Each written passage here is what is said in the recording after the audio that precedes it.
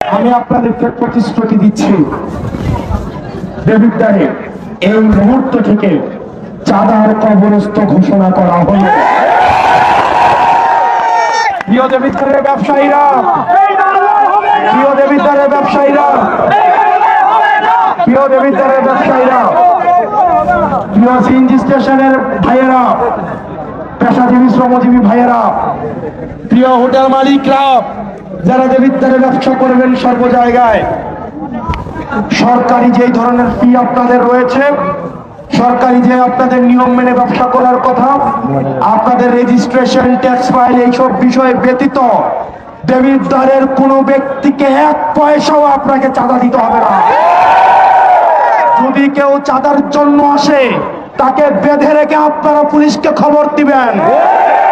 দেবিদ্বারের আইন শৃঙ্খলা বাহিনীকে এই মুহূর্ত থেকে আমি সচেষ্ট করে দিয়ে যাচ্ছি, দেবিদ্বারে যারা চাকরি করতে আসবে তাদেরকে এটা মেনেই চাকরি করতে আসতে হবে।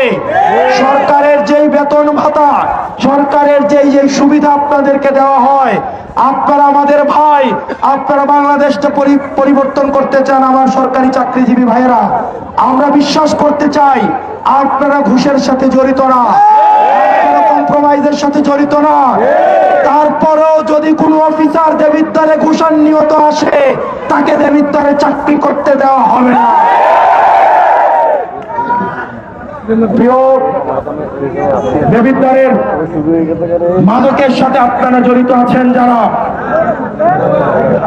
এতদিন পর্যন্ত মাদক সিন্ডিকেট গুলো রাজনৈতিক ছত্রছায়ায় পরিচালিত হতো। মাদকের একটা অংশ নেতার বাসায় পাঠাতে হতো। এই মুহূর্ত থেকে ঘোষণা দিচ্ছি, দেবিদ্বারের খাতঘর থেকে ইষ্টগ্রাম যদি কেউ মাদকের সাথে কোনোভাবে জড়িত হওয়ার চেষ্টা করেন, আমার ভবিষ্যৎ প্রজন্মকে নিয়ে যদি কোনো ছিনিমিনি করার চেষ্টা করেন, আপনাদেরকে ছাড় দেওয়া হবে না। মাদকের সাথে যারা জড়িত, টেন্ডারবাজির সাথে যারা জড়িত, মাটি কাটার সাথে যারা জড়িত, আর যদি সরকারি নিয়মের বাহিরে এক কোদাল মাটি দেবিদ্বারের গুমতি থেকে নেওয়া হয়, আপনাদেরকে ইতিমধ্যেই মাটি কাটার সাথে যারা জড়িত, টেন্ডারবাজের সাথে যারা জড়িত, চাঁদার সাথে যারা জড়িত, তারা আমাকে অভিনন্দন দেওয়া শুরু করেছেন। হোয়াটসঅ্যাপে আমার সাথে যোগাযোগ করার চেষ্টা করছেন, ফোন করে শুভেচ্ছা জানাচ্ছেন।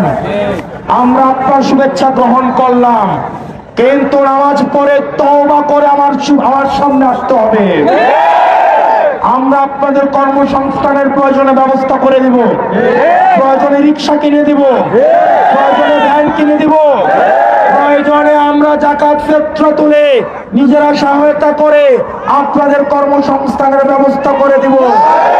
কিন্তু আমার গরিব খেটে খাওয়া ভাইদের কোন অর্থের দিকে, সরকারের কোন ধরনের সম্পদের দিকে যদি কোনো নিয়ম বহির্ভূত ভাবে আপনারা হাত বাড়িয়েছেন, জনগণ আপনাদের এই হাত রাখবে না।